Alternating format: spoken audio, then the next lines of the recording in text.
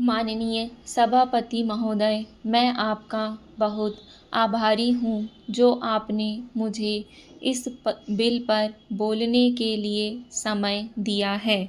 यह जो बिल सहकारिता समिति को एक समिति में भेजने का निश्चय किया गया है, जिस पर कल से बहस हो रही है, उस पर मैं आपके आदेश से कुछ कहना चाहता हूँ।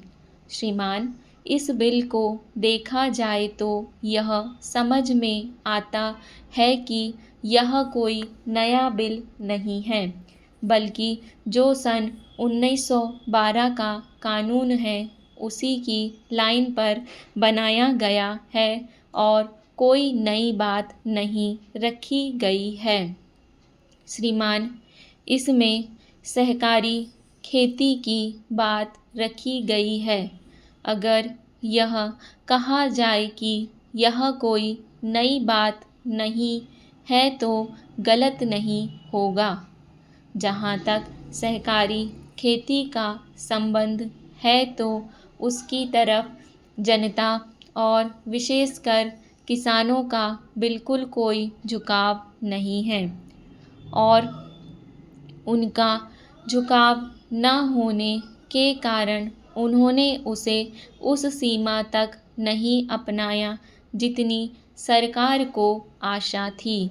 श्रीमान, आपको मालूम है कि कांग्रेस में यह प्रस्ताव पास हुआ है कि सहकारी खेती कराई जाए।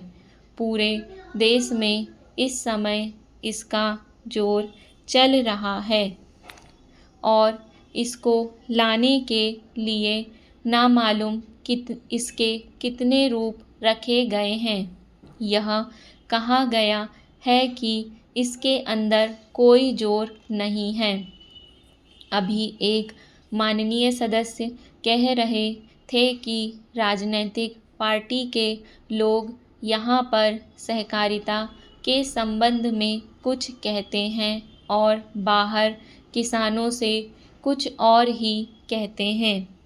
वे किसी से यह भी कहते हैं कि तुम्हारी ज़मीन छिन जाएगी। मैं यह निवेदन करना चाहता हूँ कि यह जो कहा गया है और किसानों के अंदर जो भावना पैदा होती है वह इस बिल से साफ स्पष्ट होती है कि वह गलत भावना नहीं है।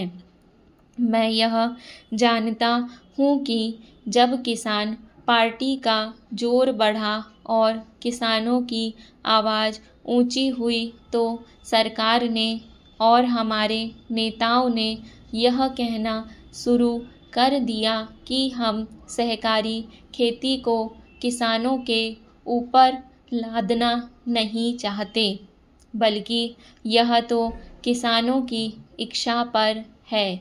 लेकिन इसके साथ ही साथ एक बात मैं पहले भी निवेदन कर चुका हूँ कि फिर भी निवेदन करना चाहता हूँ कि नेताओं का अपना विचार होना चाहिए।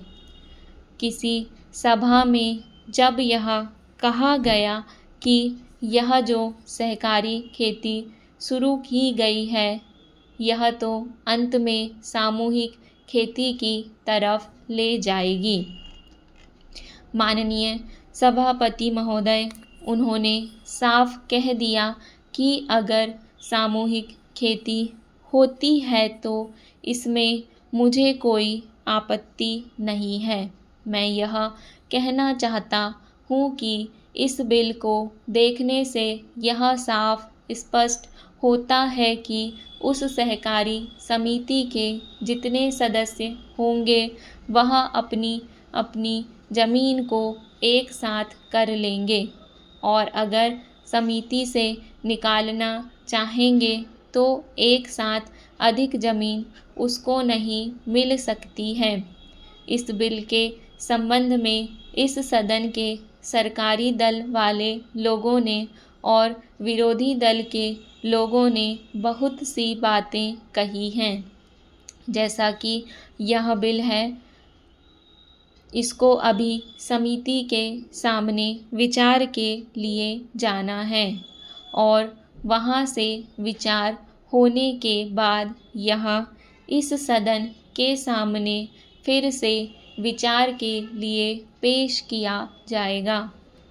तब माननीय सदस्यों को पूरी तरह से यह अधिकार होगा कि जहाँ तक इसमें दी गई बातों का संबंध है उसमें परिवर्तन ला सकते हैं या उसको हटा सकते हैं।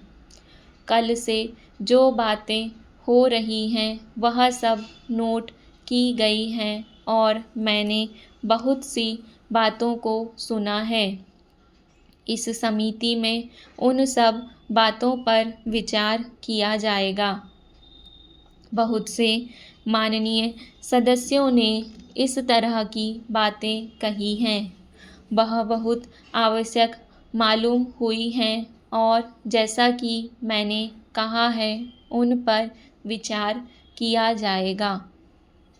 जहाँ तक सहकारिता का संबंध है, चाहे सरकारी दल वाले माननीय सदस्य हों चाहे विरोधी दल वाले माननीय सदस्य हों, सबकी यह मांग है कि जब हम जनता के राज में विश्वास करते हैं और अपने यहाँ जनता का राज स्थापित कर लिया है और जबकि देश में गरीबी है और उसका गलत लाभ भी उठाया जाता है, तब सहकारिता की बहुत आवश्यकता है। इसको रोकने की आवश्यकता है, यह सभी लोगों की राय है।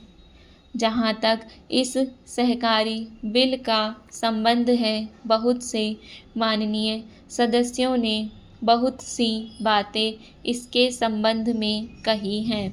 मैं इन बातों का विवरण में तो उत्तर नहीं दे सकता हूँ, लेकिन मैं थोड़े में विशेष बातों का उत्तर देने का प्रयत्न करूँगा।